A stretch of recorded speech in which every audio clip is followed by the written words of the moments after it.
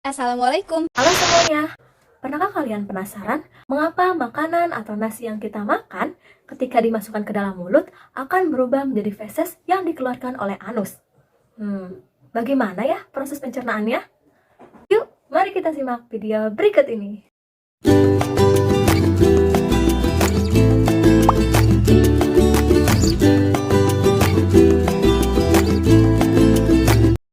Hai, perkenalkan saya Tiara Nabila Saya Meza Nurajijah Nama kakak Aura Cahya Cecilia dari Pendidikan Biologi B 2020. dan sekarang kami akan memenuhi tugas ujian tengah semester mata kuliah pendidikan karakter, yaitu membuat media pembelajaran biologi dari materi SMA. Nah, pada kesempatan kali ini, saya dan teman-teman saya akan menjabarkan mengenai sistem dan proses pencernaan. Stay tune! Sistem pencernaan. Sistem pencernaan adalah serangkaian organ-organ yang berfungsi untuk mencerna makanan. Lalu, organ dan enzim apa saja yang berperan dalam sistem pencernaan? Dan bagaimana proses pencernaan pada manusia? Nah, yang pertama-tama itu, sebelum kita membahas organ-organ lainnya terkait sistem pencernaan manusia dan fungsi-fungsinya, kita perlu diketahui bahwa proses pencernaan manusia itu dibagi menjadi dua. Jadi apa aja sih? Jadi pencernaan manusia itu ada yang namanya pencernaan secara mekanik dan secara kimiawi. Nah, yang pertama itu secara mekanik. Nah, secara mekanik itu apa sih? Nah, secara mekanik itu proses mencerna makanan dengan mengunyah atau didekkan sampai menjadi bubur. Jadi kita itu tahu ya kalau misal kita makan nih lewat mulut. Nah, itu kan makanan kita kunyah agar halus gitu ya, agar bisa masuk ke organ-organ pencernaan lainnya dengan mudah gitu. Itu termasuk pencernaan, proses pencernaan secara mekanik gitu yang dibantu oleh lidah dan gigi. Nah, selanjutnya ada secara kimiawi. Nah, secara kimiawi itu proses pencernaan makanan dengan bantuan enzim. Pencernaan menggunakan enzim. Lalu fungsi enzim ini buat apa sih? Nah, fungsi enzim ini itu untuk memecah ikatan-ikatan senyawa kompleks yang ada di makanan tersebut agar menjadi senyawa yang lebih sederhana. Nah, enzim-enzim ini itu sangat dibutuhkan oleh manusia. Jadi kalau misal dalam bentuk makanan utuh itu di dalam makanan tersebut senyawa-senyawanya kan masih dalam bentuk makro gitu. Nanti diurai atau dihancurkan ikatan-ikatannya menjadi senyawa yang lebih sederhana. Nah, seperti senyawa makro itu seperti apa aja sih di dalam makanan itu sebelum diproses atau dicerna oleh enzim-enzim diubah menjadi senyawa yang lebih sederhana. Contoh senyawa makro gitu yang ada di dalam makanan itu ada lemak, tahu ya, ada protein, juga ada karbohidrat dan asam nukleat. Organ, enzim, dan proses pencernaan pada manusia yaitu sebagai berikut. Pertama-tama, makanan akan masuk ke dalam rongga mulut, di mana di dalam rongga mulut ini terdapat 3 komponen, yaitu ada lidah, ada gigi, dan kelenjar ludah. Lidah ini akan menghancurkan makanan secara mekanik, dan seperti yang kita ketahui bahwa lidah itu berfungsi sebagai indera perasa atau pengecap, yang mana lidah dapat merasakan rasa makanan berupa asin, asam, manis, maupun pahit. Nah, mengapa lidah dapat merasakan rasa pada makanan? Hal ini karena di dalam lidah itu terdapat papila lidah yang mempunyai sel-sel saraf yang dapat meneruskan rangsangan rasa yang kita tangkap ke dalam otak, sehingga kita dapat menafsirkan atau menerjemahkan rasa tersebut. Kemudian gigi. Nah, gigi juga berperan dalam menghancurkan makanan secara mekanik, di mana gigi pada manusia itu memiliki 3 macam, yaitu ada gigi seri yang berguna untuk memotong makanan, yang kedua ada gigi taring yang berguna untuk menyobek makanan, dan yang ketiga ada gigi geraham, yaitu berguna untuk mengunyah makanan. Lalu ada kelenjar ludah. Kelenjar ludah ini berfungsi untuk membasahi makanan, jadi makanan akan lebih lembab dan terasa lebih basah sehingga makanan dapat ditelan dan makanan tidak kering. Selain itu, di dalam kelenjar ludah juga memiliki enzim petialin, yang mana enzim petialin ini berfungsi untuk mengubah amilum menjadi maltosa, sehingga kenapa ketika kita memakan sebuah roti atau nasi, lama-kelamaan kok setelah dikunyah rasanya menjadi semakin manis? Nah, hal ini dikarenakan karena roti atau nasi yang telah dikunyah ini mengandung enzim petialin di dalamnya. Nah, kemudian setelah makanan yang dikunyah sudah cukup halus, muncul dorongan untuk menelan makanan tersebut. Makanan yang sudah hancur secara mekanik di dalam mulut itu didorong secara lebih dalam oleh dan ke saluran pencernaan lainnya. Organ selanjutnya adalah kerongkongan atau esofagus. Nah, setelah makanan ditelan, makanan akan masuk melalui kerongkongan. Nah, di kerongkongan ini ada semacam tulang rawan yang berbentuk seperti cincin-cincin yang bisa merenggang dan juga menyempit. Pada kerongkongan ini juga terdapat gerakan peristaltik, yaitu gerakan di mana makanan didorong supaya bisa masuk ke lambung. Nah, dengan menggunakan otot-otot saluran pencernaan, makanan akhirnya sampai di lambung. Nah, teman-teman, setelah melalui kerongkongan, makanan akan melalui lambung atau ventriculus.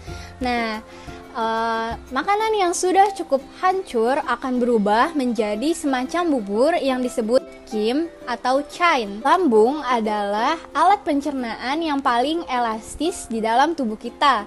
Lambung dapat menyimpan sekitar 2-4 liter makanan. Nah, proses pencernaan makanan tersebut digiling dan dihancurkan oleh dinding lambung yang aktif bergerak. Nah, selain itu, di dalam lambung juga terdapat beberapa enzim-enzim yang aktif mencerna makanan. Yang pertama ada HCl atau asam klorida. Nah, HCl ini berfungsi untuk mematikan bakteri yang ada pada makanan yang kita makan. Enzim selanjutnya adalah pepsinogen. Nah, enzim ini adalah enzim yang belum aktif. Nah, enzim ini harus diaktifkan terlebih dahulu oleh HCl. Lalu pepsinogen akan dirubah menjadi pepsin. Nah, pepsin ini mengubah protein sehingga akan menjadi asam amino. Selanjutnya ada renin. Renin tugasnya adalah untuk menggumpalkan kafein susu. Nah, jadi renin ini paling banyak terdapat pada bayi yang baru lahir. Nah, salah satu komponen lain yang ada di lambung adalah mukosa atau lendir. Nah, mukosa atau lendir ini fungsinya supaya lambung tidak mudah tergores ketika melakukan gerakan peristaltik.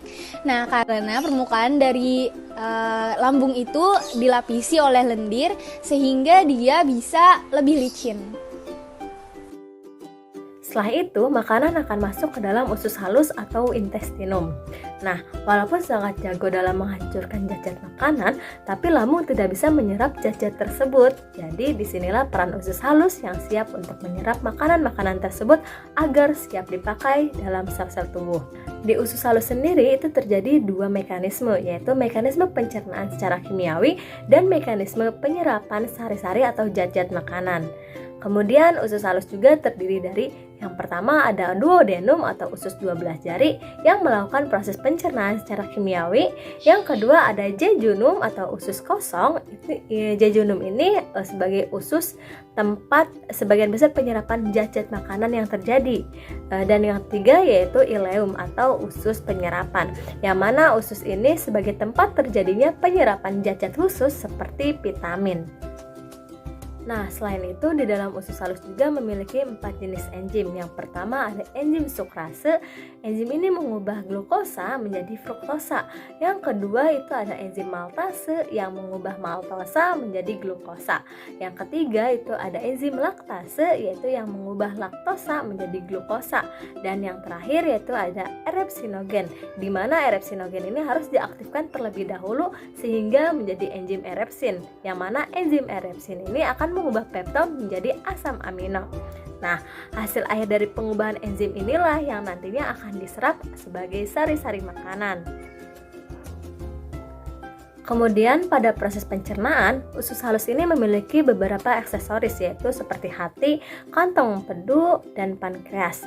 Nah, pankreas ini mempunyai beberapa enzim yaitu seperti lipase yang berfungsi untuk memecah lemak, di mana lemak ini akan dipecah menjadi partikel-partikel yang lebih kecil sehingga lebih mudah untuk dicerna. Yang kedua ada enzim amilase yang mengubah amilum menjadi maltosa yaitu sebuah produk gula.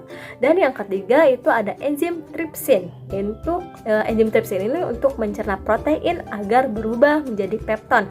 Nah, pepton inilah yang akan nantinya diserap oleh usus halus sebagai sari-sari makanan. Nah, selanjutnya itu ada usus besar atau kolon. Nah, usus besar ini itu di mana terjadi penyerapan air dan pembusukan sisa-sisa makanan. Nanti sisa-sisa makanan yang tidak dibutuhkan lagi itu akan ditampung di usus besar. Dan juga usus besar ini itu terdiri dari 3 bagian, yaitu ada kolon, terus rektum, dan anus. Nah, fungsinya sendiri itu sebagai penyerapan air. Nah, selanjutnya itu pembentukan feses atau pembentukan kotoran gitu. Nah,